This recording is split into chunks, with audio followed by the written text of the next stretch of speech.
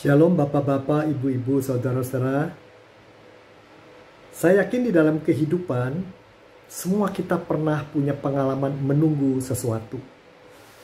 Ada yang kita tunggu itu hal yang mengembirakan. Misalnya menunggu kelahiran bayi yang pertama. Tapi mungkin ada yang kita tunggu itu hal yang menakutkan. Misalnya menghadapi ujian dari seorang dosen yang terkenal kejam dan punya standar tinggi. Bahkan juga ada saat kita menunggu kondisi yang tidak pasti. Misalnya seperti saat ini sesudah Omikron akan ada apa? Saudara, kenapa bagi orang modern menunggu adalah hal yang sulit? Saudaraku, orang modern itu percaya dirinya besar karena kesempatannya banyak, pilihannya banyak.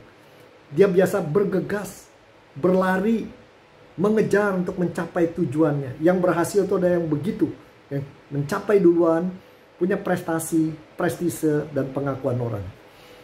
Tetapi di dalam kehidupan ada saat seperti itu, kita menunggu. Dan pada saat menunggu kita merasa banyak hal di dalam hidup tidak bisa kita kendalikan. Dan pada saat itu kita merasa sangat risau dan tertekan. Kita bisa lagi berlari cepat, kita harus duduk, dia menunggu, menanti. Dan pada saat itu orang percaya biasanya berdoa, Bapakku yang di surga, tolong saya kasihi, tolong pekerjaan saya, tolong. Apa yang kita inginkan, kita ingin dia turun tangan membereskan, dan setelah itu kita bergegas kembali mengejar apa yang merupakan impian kita. Saudaraku, barangkali kita harus berpikir satu hal yang lain. Bukan hanya kita yang menunggu seperti orang-orang di Alkitab. Abraham menunggu anak lama nggak muncul-muncul. Padahal itu penting bagi dia. Atau juga kita lihat Yakub menunggu apakah kakaknya akan menerima permintaan maaf dia atau tidak, si Esau, setelah dia bersalah. Banyak contoh-contoh orang menunggu di Alkitab. Tapi seringkali kita lupa. Kita punya Bapak juga yang menunggu kita. Allah, Tuhan kita sering menunggu kita. Seperti seorang bapak yang menunggu anaknya kembali dari perantauan yang menghabis-habiskan uang, dari kegagalan. Kenapa? Karena sang bapak ingin memeluknya. Jadi bukan hanya kita menunggu keadaan menjadi seperti biasa. Bapak surgawi juga seringkali menunggu. Mungkin saat ini menunggu saya dan Anda. Untuk apa? Melepaskan kendali. Untuk duduk diam.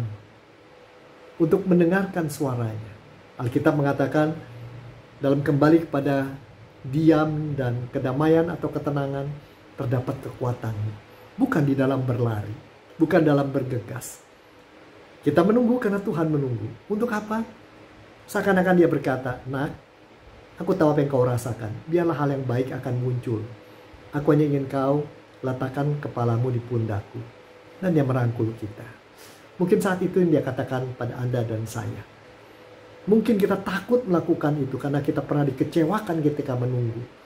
Kita gagal ketika kita menunggu. Saya juga pernah menunggu, mencoba. Berkali-kali gagal 2 tahun penuh. Dan akhirnya mau menyerah. Dan pada saat itu ada hasil? Tetap tidak. Tapi kita belajar satu hal. Ternyata ketika gagal dan menyandarkan kepala di pundak Tuhan. Dan merasakan rangkulannya. Kepahitan karena menunggu dan kegagalan. Dan tidak mendapatkan apa yang kita inginkan. Dan tidak bisa mengkontrol hidup. Sudah tidak ada artinya. Karena kehadirannya bisa kita nikmati. Barangkali ini yang Tuhan inginkan dari Anda.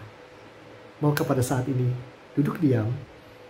Menunggu dan berkata, Bapak, maaf, aku sudah tidak sadar bahwa Engkau pun menunggu aku. Marilah kembali kepada kediaman, merasakan kehadirannya, pelukannya, dan cinta kasihnya yang tidak terukur. Tuhan berkati Anda.